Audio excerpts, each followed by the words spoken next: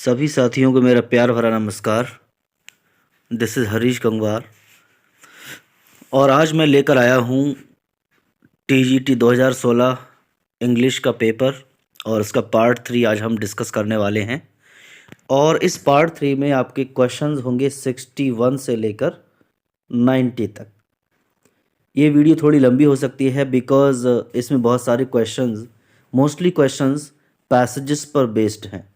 Passage पढ़कर answer देना है। चलिए स्टार्ट करते हैं क्वेश्चन नंबर 61 से। और जो लोग पहली बार चैनल को विज़िट कर रहे हैं या फिर जिन्होंने अब तक चैनल को सब्सक्राइब नहीं किया है तो इनसे रिक्वेस्ट है, प्लीज़ चैनल को सब्सक्राइब कर लें, बेल आइकन को प्रेस करें जिससे आपको नोटिफिकेशंस मिलती रहेगी और सबसे पहले आप उस वीडियो को देख पाएंगे। एक्चुअली वीडियो मैं काफ़ी टाइम बाद डालता हूँ बिकॉज़ मोटिवेशन थोड़ा कम है, व्यूज़ बहुत ज़्यादा नहीं आ पा रहे हैं अभी और आप लोगों का जो सपोर्ट है मुझे वो थोड़ा कम लग रहा है। अगर सपोर्ट आपका बना रहेगा तो मैं वीडियो जल्दी जल्दी लाता रहूँगा। तो चलिए स्टार्ट करते हैं क्वेश्चन नंबर 61। इसमें प्रीपोजिशन का यूज़ करना है, प्रीपोजिशन वाला पार्ट इसमें रनिंग है।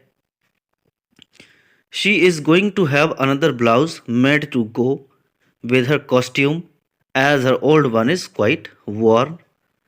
तो वॉर्न के बाद क्या होगा? वॉर्न का मतलब फटा हुआ, उसका पुराना ब्लाउज जो है, पुराना कॉस्ट्यूम जो है बहुत फटा हुआ है तो इसलिए एक नया ब्लाउज बनाने के लिए जा रही है। तो इसमें हमारा सही प्रीपोजिशन क्या होगा? तो वॉर्न के साथ जो प्रोपोजिशन है वॉर्न आउट होता है, ठीक है, वॉर्न आउट हो जाएगा। नेक्स्ट 61।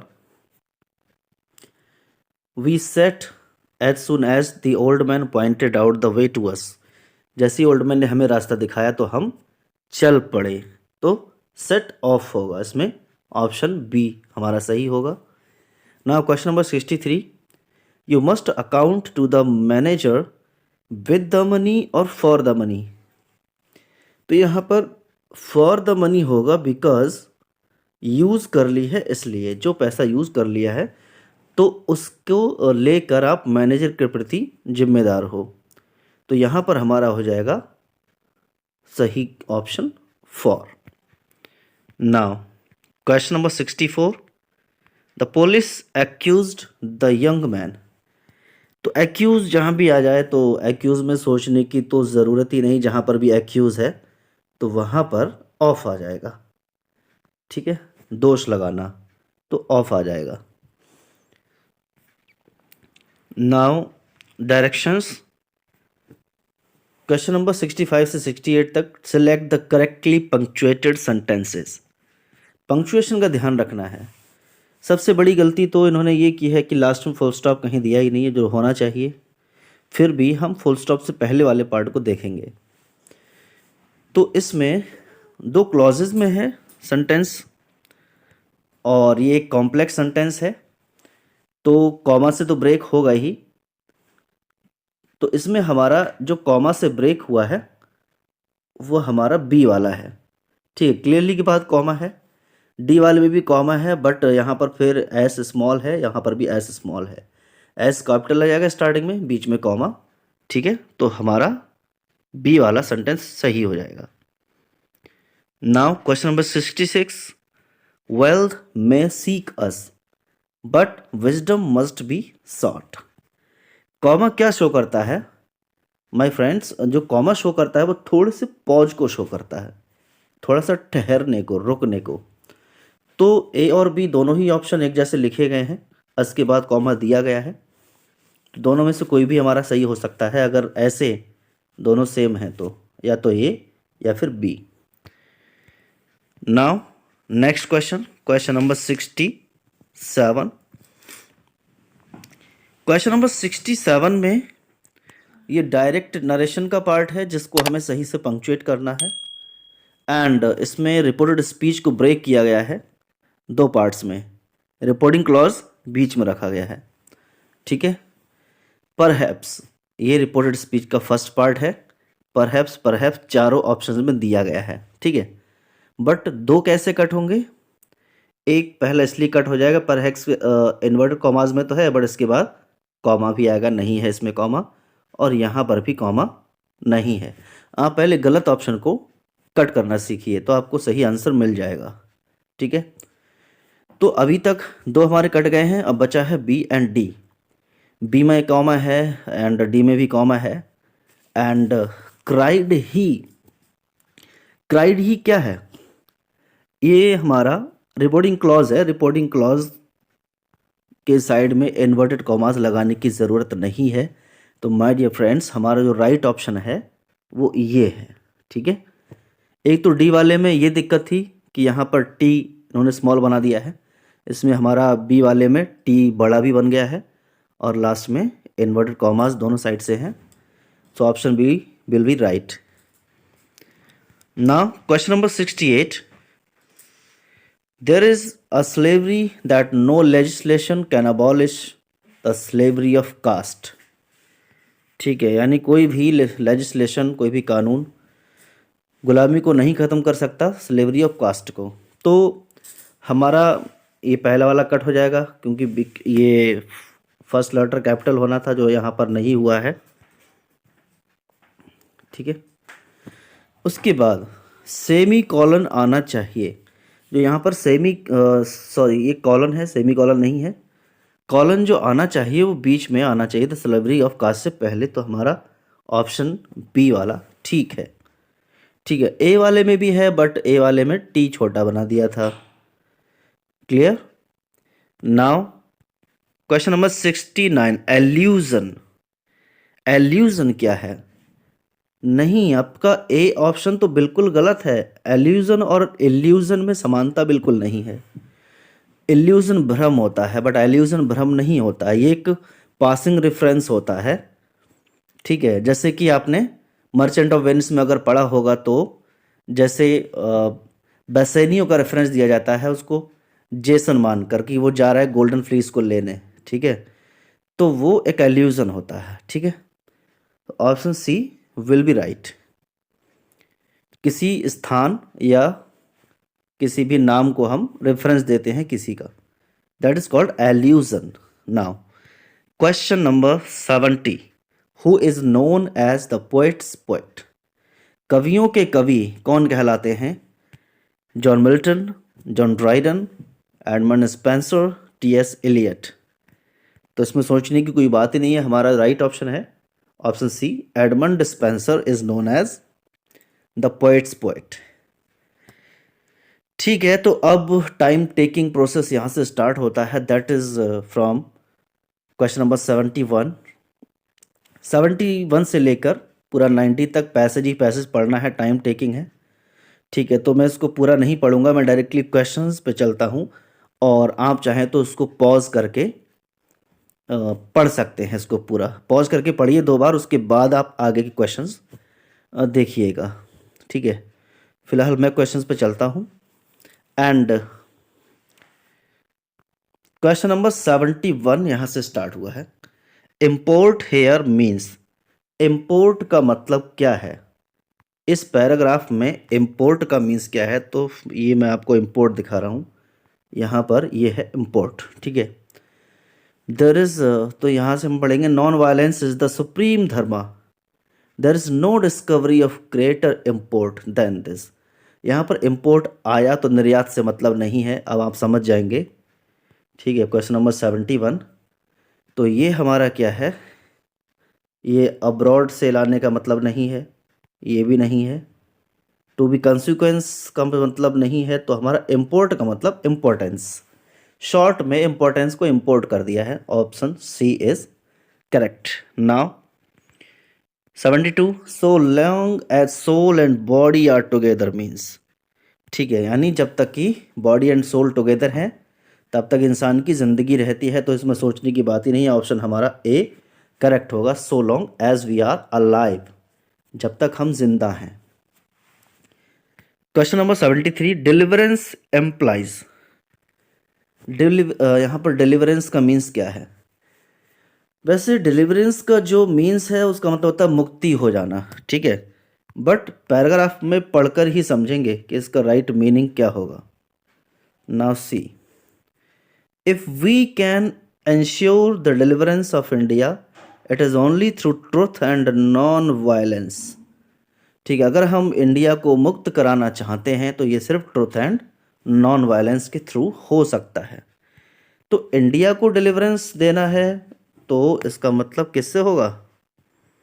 इसका मतलब होगा from the British dominion, freedom from the British dominion. ठीक है, ब्रिटिश शासन से भारत को मुक्त कराना।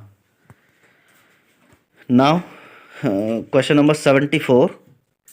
वीडियो अच्छी लगे प्लीज़ लाइक तो कर दो यार, शेयर कर दो, जिससे थोड़ा मोटिवेशन मिलेगा तो वीडियो आती रहेंगी। Now question number 74। People hide their own sentiments before an important person. कुछ लोग क्या करते हैं, एक महत्वपूर्ण व्यक्ति के सामने अपनी भावनाओं को छुपा लेते हैं, तो ऐसा क्यों होता है? तो ये चार ऑप्शन है। क्या वो उनसे डरते हैं इसलिए, क्या वो नहीं जानते कि वो क्या सोचते हैं, या वो अपनी नेचर से ही सीक्रेट छुपाने वाले लोग हैं, या फिर वो ऐसा उनको खुश करने के लिए करते हैं। तो इसको पढ़ेंगे तो आपको ऑप्शन मिल गया होगा, और अभी भी आपको राइट ऑप्शन मिल चुका होगा।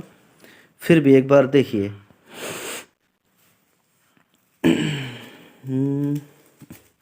Now C,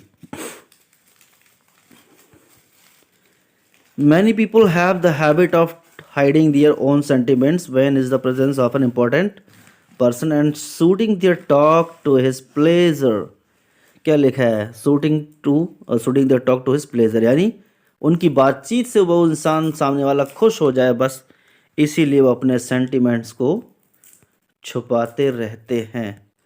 so what is the right option? Option D. ना 75।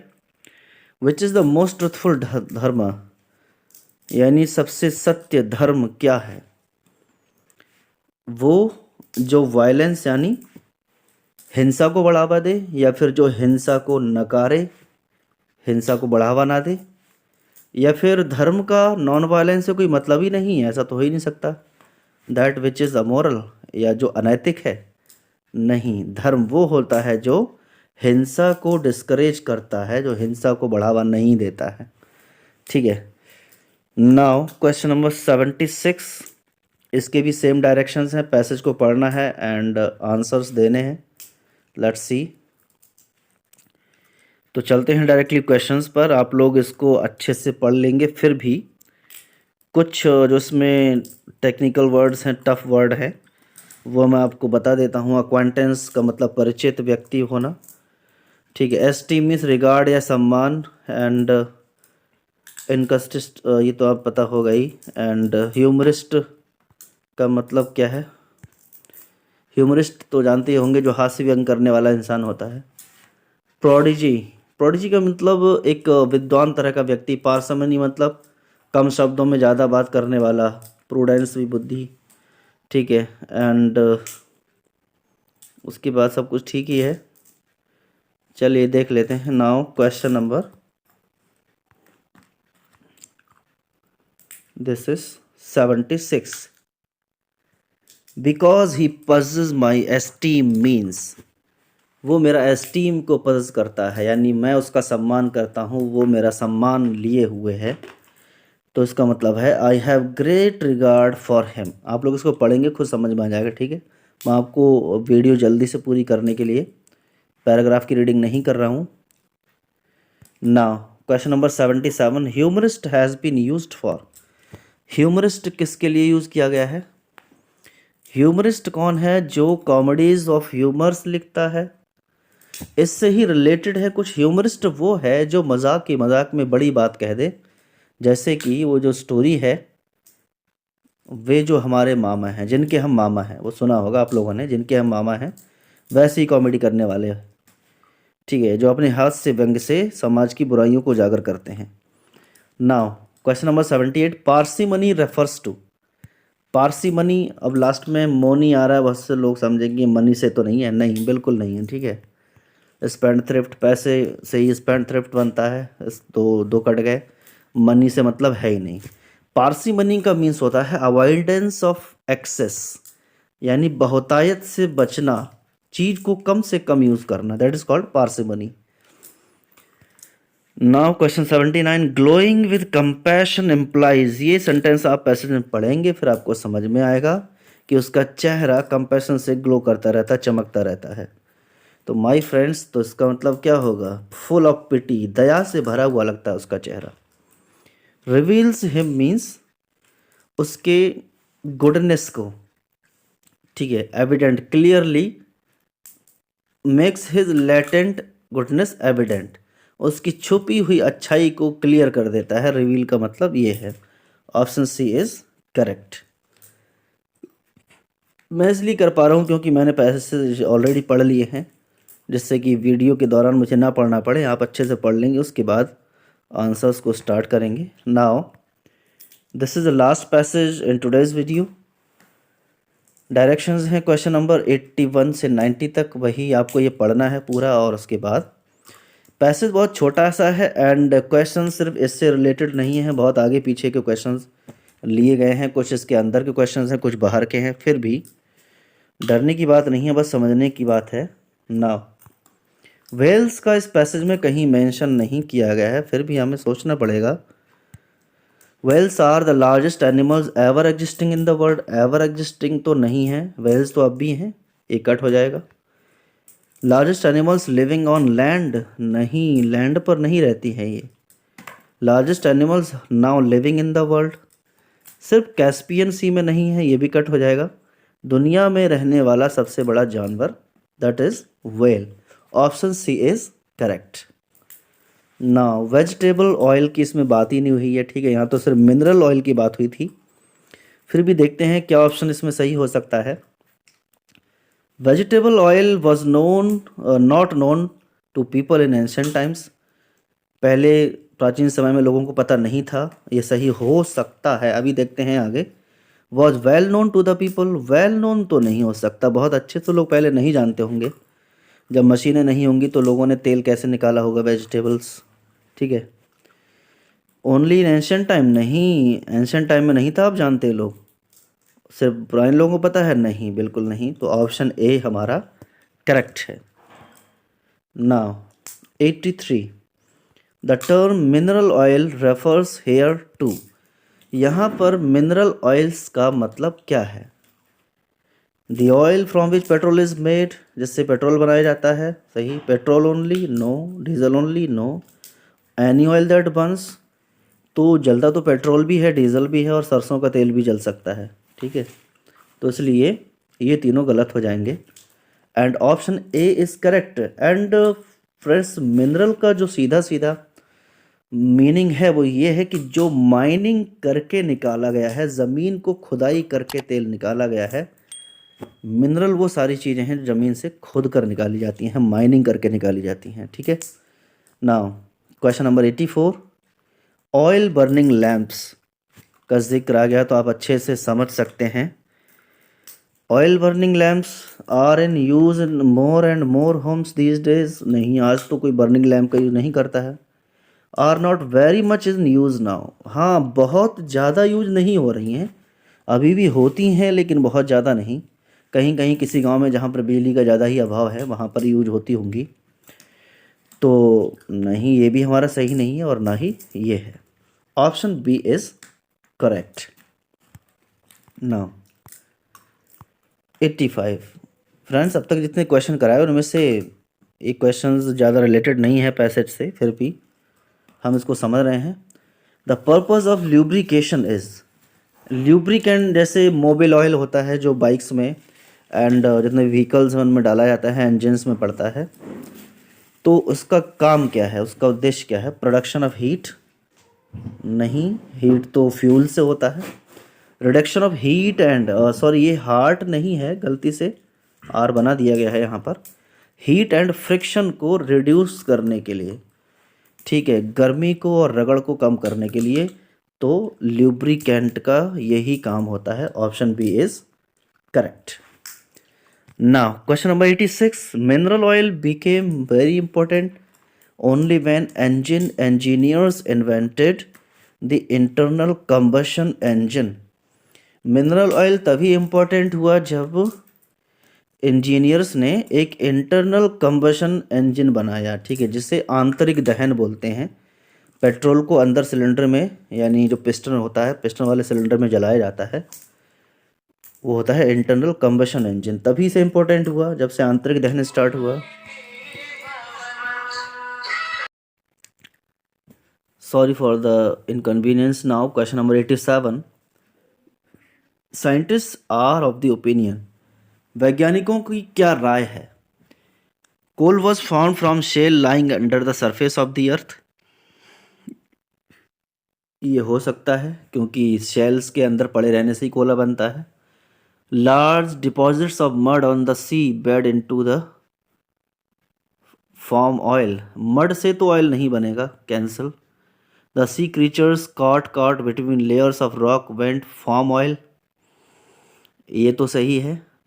सी क्रीचर्स यानी जो वो दबने के बाद मर गए तो लेयर्स में आने के बाद रॉक से वो बन गए ऑयल। ये हमारा सही हो सकता है। अभी देखते हैं किसको कट करना है। सी वाटर से तो ऑयल नहीं बना था, ये कैंसिल। अब बचे हैं दो। शेल, कोयल का शेल से बनना ज़्यादा इम्पोर्टेंट नहीं है, सी क्रीचर्स वाला हमें ज़्यादा इम्पोर्टेंट लगता है। तो हमारा ये वाला सी वाला सही है। ये हमने ही पढ़ा है, पढ़ा भी है पहले साइंस में, ठीक है ना। Question number 88। The author opines that where there is shell, there is likely to be oil because, ठीक है, ऑथर की राय ये है कि जहाँ पर शेल है वहाँ पर ऑयल होगा, क्योंकि oil was first formed under the sea. या shale is a sedimentary rock, oil was made from shale, shale is a sort of oil, ठीक है। क्योंकि ऑयल की जो पहले तलाश हुई वो कहाँ हुई थी? समुद्र में ही हुई थी। तो इसलिए ये राय है ना। क्वेश्चन नंबर 89, ये तो दिया ही गया है कि कब कहाँ तक जाता है, लगभग ऑफन अक्सर जाता है, ठीक है, 1 माइल तक। ओकेजनली मतलब कभी कभी नहीं, ठीक है, नहीं जा सकता 1 माइल से ज़्यादा, ये गलत है। Invariably go at least a mile into the earth, 1 mile तक जाना ही चाहिए, ये भी ज़रूरी नहीं है। तो अक्सर जाता है 1 माइल तक ड्रिलिंग मशीन। तो ये हमारा सी ऑप्शन सही है। नाउ ये वाला ऑप्शन भी हमें पैराग्राफ में मिलेगा। The cost of unsuccessful drilling, यानी मशीनें चलती रहती हैं ऑयल की तलाश के लिए, ड्रिलिंग के लिए, लेकिन ज़रूरी नहीं कि सभी ड्रिलिंग सक्सेसफुल हों, लेकिन उनमें जो पैसा खर्च होता है वो सभी कौन वहन करता है? Is Warne by the driller, machine drill करने वाला खुद खर्च करता है, या रिफाइनरीज जहाँ पर ऑयल को रिफाइन किया जाता है, पेट्रोल डीजल अलग अलग बनाया जाता है, वो खर्च करते हैं पैसा? नहीं। And is born by the government, उस पैसे को गवर्नमेंट देती है? नहीं। Is born by the consumer of petrol और अदर पेट्रोलियम प्रोडक्ट्स, उन सभी अनसक्सेसफुल ड्रिलिंग का पैसा वो देता है जो उस पेट्रोलियम प्रोडक्ट को खरीदता है। पेट्रोल डीजल गैस कुछ भी जो खरीद रहा है ना, वही पैसा दे रहा है, चाहे सक्सेसफुल हो या अनसक्सेसफुल हो, ठीक है। तो चलिए, आज तक के हमारे 90 क्वेश्चंस हो गए हैं। मुझे बताइए पार्ट 3 आपको कैसा लगा, और आप लोग ऐसे ही वीडियो देखते रहिए, शेयर करते रहिए, लाइक करते रहिए, चैनल को ज़्यादा से ज़्यादा सब्सक्राइब करवाइए, और ऐसे ही वीडियो लाते रहेंगे। और कामयाबी ज़रूर मिलेगी एक दिन। आप पढ़ते रहिए मन से, एकदम ध्यान से। Thanks for watching this video. Have a wonderful day.